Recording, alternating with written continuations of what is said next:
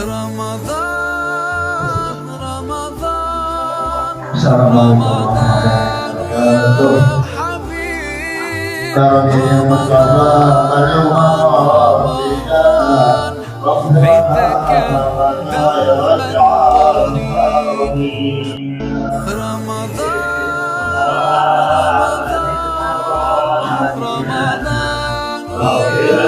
حبيب رمضان رمضان عندك دوما طريق يا نور الإله أقبل تعال فالشوق طال والقلب سما نحو رمضان رمضان رمضان يا حبيب رمضان عندك دوما Assalamualaikum warahmatullahi wabarakatuh. Alhamdulillahi rabbil alamin. Assalatu wassalamu ala asyrafil anbiya wal mursalin sayyidina Muhammadin wa ala alihi wa sahbihi ajma'in, amma ba'du. Qalu subhanaka la ilma lana illa ma 'allamtana innaka antal alimul hakim. Rabbi shrah li sadri wa yassir li amri wahlul 'uqdatam min lisani yafqahu qawli.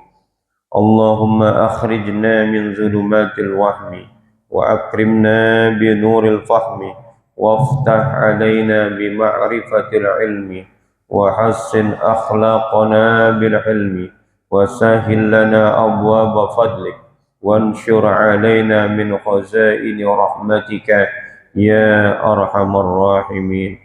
قال المصنف رحمه الله تعالى وأدام النفع به وبعلومه وبأسراره في الدارين. وعلى هذا حكاية أن رجلا كان وافقا بعرفات وفي يده 7 أحجار فقد أشهدوا عني عند ربنا بأني أشهد أن لا إله إلا الله وأن محمد رسول الله إلى آخره والله تعالى أعلم بالصواب. Yang saya hormati para asatidzah, para hujjaj, tokoh masyarakat, para orang tua, bil khusus orang tua kita Bapak Haji Effendi Ali, Bapak Asmari Ustadz Haris, Bapak Haji Mas'udi, Bapak Haji Badingo, Bapak Haji Syuhada, guru kita Ustadz Nabil Setiawan, Bapak Marzuki, Bapak Rojali, Bibzen Al-Munawar, Bapak Haji Gunawan, Bapak Haji Yusmirli, Bapak Hasan Sabu, dan seluruhnya. Mohon maaf tidak menyebutkan satu persatu namanya, namun tidak mengurangi rasa ta'zim hormat saya kepada bapak, saudara-saudara, dan ibu-ibu sekalian.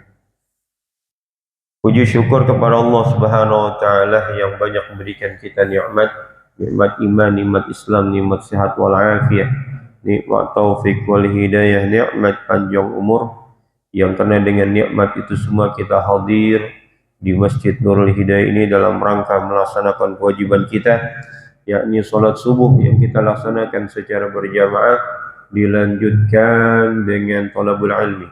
Mudah-mudahan niat langkah kita ke tempat ini mendapatkan ridha, barakah, pahala dari Allah Subhanahu wa taala. Salawat dan salam semoga tercurahkan kepada baginda Muhammad sallallahu alaihi wasallam. Hadirin yang dimuliakan Allah Subhanahu wa taala. Tak terasa hari ini kita sudah masuk hari ke-8 daripada bulan suci Ramadan. Insya Allah 22 hari ke depan Lebaran. Masih lama ya? Masih lama. Karena masih lama kita ngaji aja ya. Kita lanjutkan pelajaran kita dalam kitab Mawa'iz al-Usfuriyah. Wa ala hadza hikayatun. Selaras sejalan dengan hadis ini, hadis yang kemarin bahwasanya Abu Dzar Al-Ghifari meminta kepada Nabi Muhammad SAW memberikan satu amalan yang dapat mendekatkan dirinya ke surga, menjauhkan dirinya dari api neraka. Kata Nabi Muhammad SAW, ikutilah perbuatan burukmu dengan perbuatan baik. Lalu ditanya lagi, apakah mengucapkan kalimat la ilaha illallah termasuk perbuatan baik? Kata Nabi Muhammad SAW, na'am, iya, hiya ahsanul hasanat. Bahkan kalimat la ilaha illallah itu adalah sebaik-baik perbuatan. Berkenaan dengan hadis itu ada sebuah hikayat, ada sebuah cerita. Anna rajulan kana wafiqan bi Arafata fi yadihi sab'atu ahjar.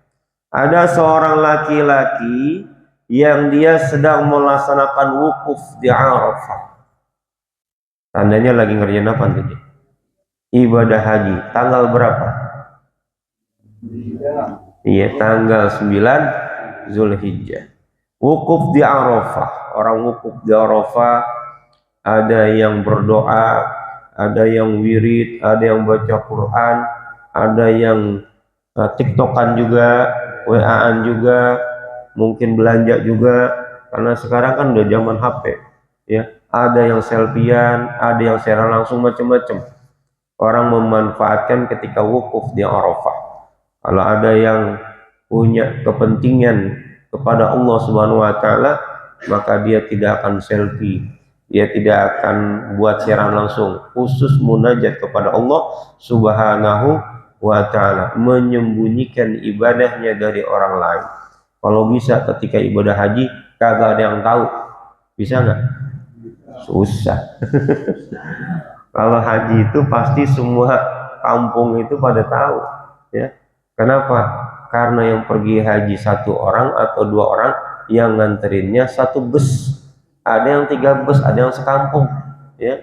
Itu makanya nggak mungkin orang nggak tahu. Dia sedang wukuf di Arafah, wa fi yadihi sab'atu ahjar. Ada di tangannya itu 7 batu. Kalau dia genggam tangan dengan 7 batu, kira-kira batunya besar kecil? Kecil ya, nih ingat ya, batunya kecil karena segenggaman ya, kerikil mungkin ya, buat lontar kayak melontar jumlah atau gimana, yang penting segenggaman tangannya itu ada 7 batu. Faqad ashhidu anni, lalu tuh orang berkata, batu, saksikanlah kalian anni, untukku, inda rabbina bi anni asyhadu an la ilaha illallah wa anna muhammadar rasulullah. Hei batu, saksikanlah untukku di sisi Tuhan kita bahwasanya aku bersaksi tiada Tuhan selain Allah dan Nabi Muhammad adalah Rasulullah. Dia ngomong sama benda mati. Batu itu benda mati. Jadi jangan disangka bahwa benda mati yang selama ini menemani kita itu tidak akan pernah bersaksi. Bahkan sejadah yang kita gunakan untuk sujud kepada Allah Subhanahu wa taala, kelak dia pun akan bersaksi. Peci yang kita gunakan untuk menemani kita beribadah akan bersaksi. Sorban yang kita pakai untuk beribadah akan bersaksi. Tasbih yang kita pelintir-pelintir pun akan bersaksi. Alat digital yang kita ketik itu pun akan bersaksi di hadapan Allah Subhanahu wa taala. Termasuk batu yang 7 tadi diminta kelak bersaksi di hadapan Allah bahwasanya dia telah mengucapkan kalimat asyhadu an la ilaha illallah wa asyhadu anna muhammadar rasulullah. Fanama fara'a fil manam kama yaran naim. Setelah mengucapkan itu, tuh orang beristirahat. Karena tidak selamanya orang wukuf itu melek. Ada juga yang tidur, mungkin lagi wirid, keasikan karena tiduran ya. Kemudian fara'a fil manam, ketika tidur dia melihat di dalam tidurnya. Berarti ngapain? Ngimpi, ya. Kama yara naim, sebagaimana yang biasa dilihat oleh orang-orang yang tidur. Artinya memang bermimpi. Dalam mimpinya apa? Ka'annal qiyamata qad qamat wa annahu husiba fawajadat lahun naru fa'akhazathul malaikah. Dia melihat seolah-olah kiamat itu telah terjadi dan dia mendapatkan giliran untuk dihisab. Fawajabat lahun nar. Namun sayang ketika dihisab, dihitung amalnya, ternyata perbuatan buruknya lebih berat daripada perbuatan baiknya. Sehingga fawajabat lahun nar, maka dia ditetapkan sebagai penghuni neraka. Bayangkan orang udah wukuf haji masih ditetapkan sebagai penghuni neraka. Padahal hadis Nabi menyebutkan al-hajju mabrurun laisa lahu jazaa'un illal jannah. Tidak ada balasan bagi orang yang melaksanakan ibadah haji kecuali surga. Itu kalau hajinya diterima oleh Allah Subhanahu wa taala. Mudah-mudahan jamaah yang hadir di sini yang sudah berangkat ibadah haji, Allah terima hajinya sebagai haji mabrur dan kelak mendapatkan surganya Allah Subhanahu wa taala. Tidak seperti orang ini, ya. Namanya mimpi, ya enggak? Fa akhazatul malaikah, karena udah ditetapkan sebagai penghuni neraka, malaikat itu menangkapnya. Pegang tuh tangannya, siap-siap mau digiring ke api neraka. Falamma zahabu bihi ila babin nar, ketika udah dibawa tuh sama malaikat, orang itu menuju pintu neraka. Ini udah sampai nih, tinggal masuk aja tuh, ya. Faizan hajarun min tilkal ahjari alqa nafsahu ala babin nar. Tiba-tiba salah satu dari batu yang dia pegang, ada 7 kan, ya, melontarkan dirinya, kira-kira terbang gitu, dan dia itu menutupi pintu daripada pintu neraka. Batu kecil melontar, tiba-tiba jatuh ke depan pintu neraka, berubah menjadi sangat besar menutupi pintu neraka. Pintu neraka luasnya semana? Saya nggak tahu Ustaz. Kenapa? Saya belum pernah lihat. Sama saya juga belum pernah lihat itu lebar. Yang jelas lebarnya itu nggak selebar itu, nggak selebar wilayah kebagusan, nggak. Ada yang meriwayatkan dari Syam ke Bahrain, itu pintu surga, hampir sama dengan pintu neraka, luas, sehingga bisa dibayangkan batunya sebesar apa, dan kita bisa tahu sebesar mana malaikat, ya. Fajtama'at malaikatul azabi ala rabbihi falam yutiqu. Kemudian tuh malaikat-malaikat penyiksa berkumpul, ngapain? Mau ngangkat batu yang nutupin pintu neraka. Falam yutiqu, tapi sayang, walaupun mereka beramai-ramai gotong royong buat ngangkat tuh batu, mereka nggak sanggup mengangkat batu yang telah bersaksi bahwasanya orang ini telah mengucapkan kalimat asyhadu an la ilaha illallah wa asyhadu anna Muhammadur Rasulullah. Summa siqa bi ila babi akhar fa idza alaihi hajaru akhar min tilkal ahjari sab'ah. Kemudian orang itu digiring ke pintu neraka yang lain dari 7 pintu neraka. Pintu neraka ada berapa jumlahnya? Ada 7. Pintu neraka ada 7. Yang pertama itu ada jahanam. Ini jahanam ini adalah salah satu neraka yang membuat baginda Muhammad SAW menangis. Karena ketika malaikat Jibril menceritakan Allah telah membuka pintu neraka dan telah menyalakan apinya. Disebutkan A, B, C, D sampai 6, berhenti. Kata Nabi, apa yang ketujuh? Malaikat Jibril bilang, saya tidak sanggup ya Rasul. Coba yang ketujuh apa? Saya tidak sanggup. Dipaksa nama Nabi suruh nyebutin. Yang ketujuh itu adalah Jahannam li ummati ya Rasulullah.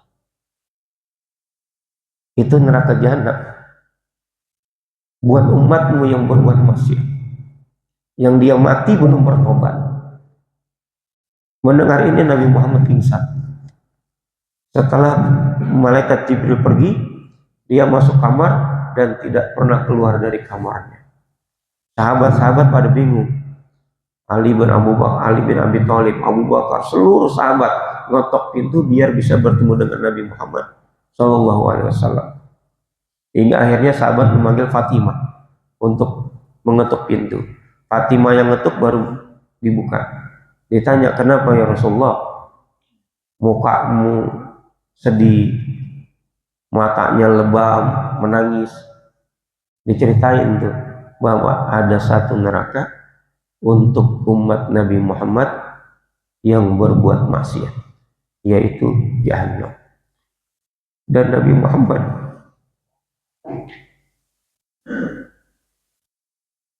itu sujud kepada Allah, nggak berhenti-berhenti, mohon agar tidak ada satupun umatnya yang masuk ke dalam neraka.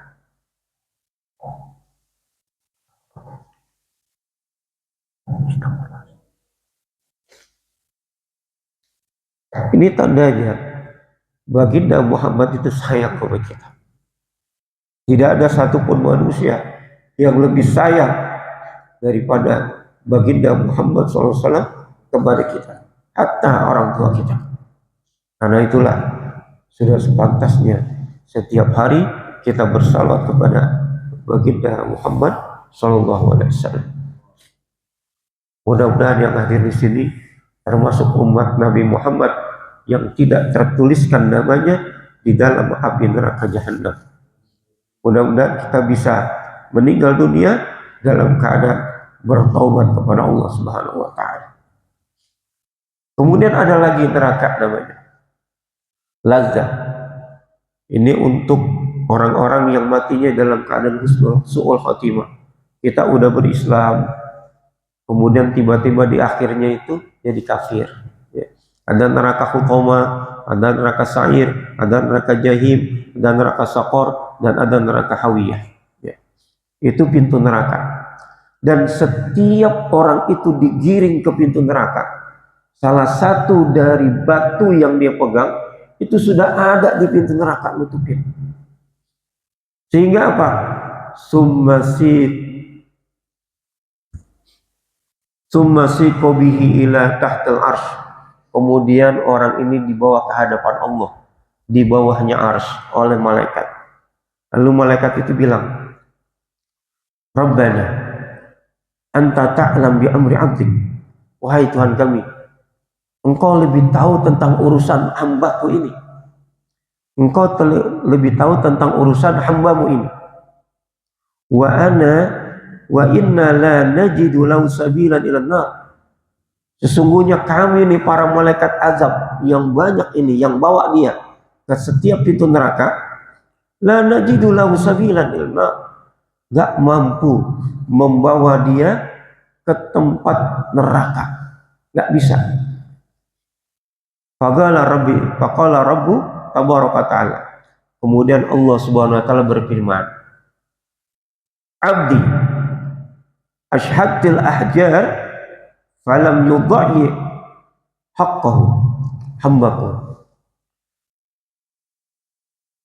Batu-batu yang 7 itu telah bersaksi kepadamu dan dia tidak menyia-nyiakan hakmu atas persaksian itu.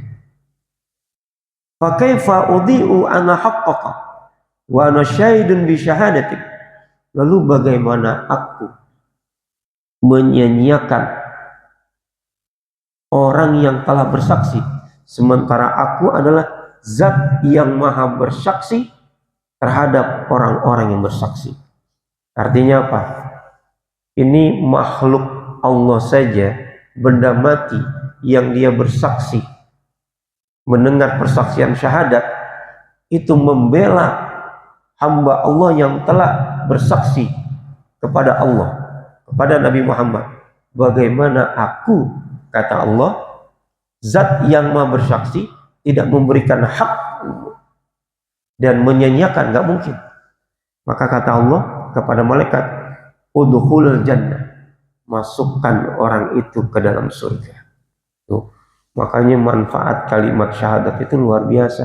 Makanya setiap kita di Masjidul Hidayah, alhamdulillah, setiap kali kita selesai sholat, itu pasti nanti imamnya menyebutkan asyhadu an la ilaha illallah wa asyhadu anna Muhammadar Rasulullah.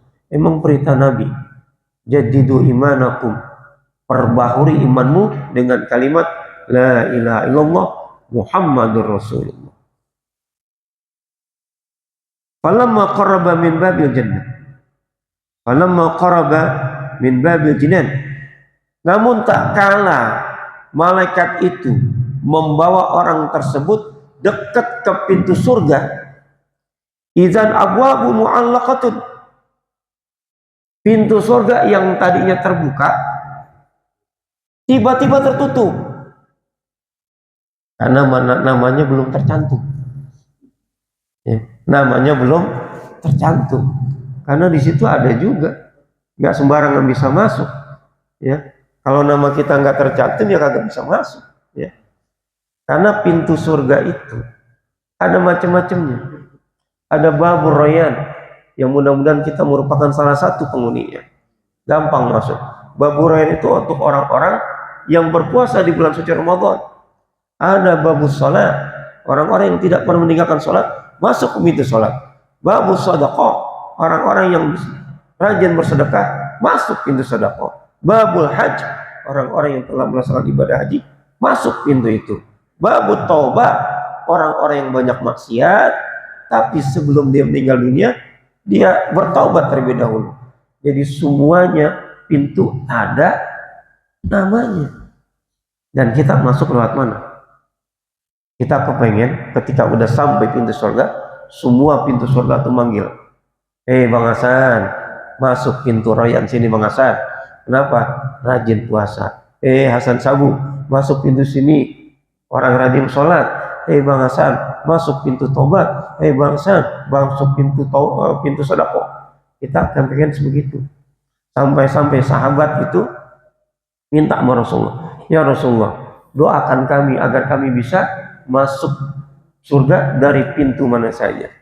Kata Nabi Muhammad SAW, kalian sudah didahului oleh Abu Bakar, sahabat Nabi yang salah satunya masuk pintu mana saja yang dia mau, itu adalah Abu Bakar As-Siddiq.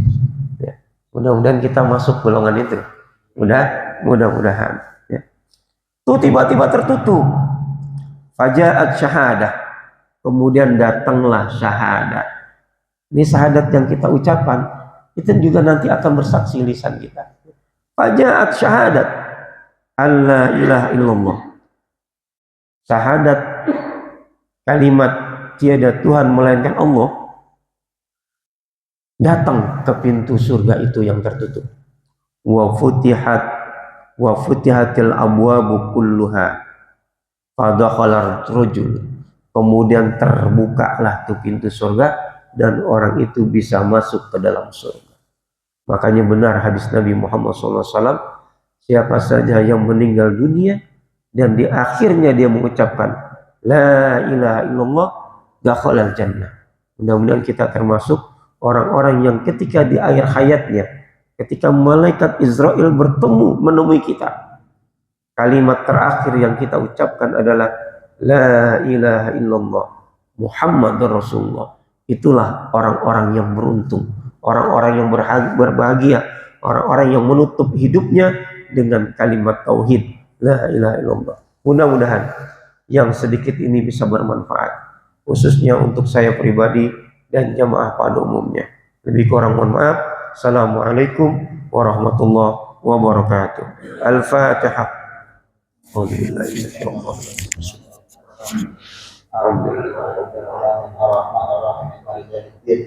إياك نعبد وإياك نستعين اهدنا الصراط المستقيم صراط الذين أنعمت عليهم غير المغضوب عليهم ولا الضالين آمين Astagfirullahaladzim, astagfirullahaladzim, astagfirullahaladzim.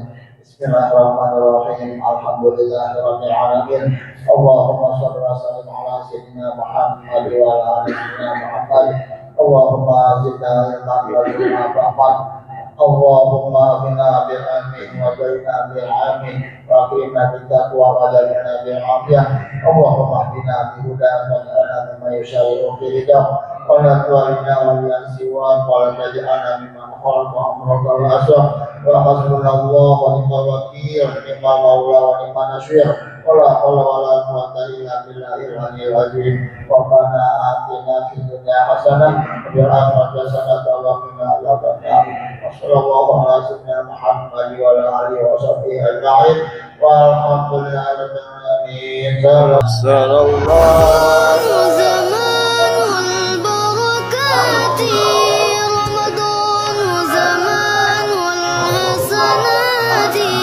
رمضان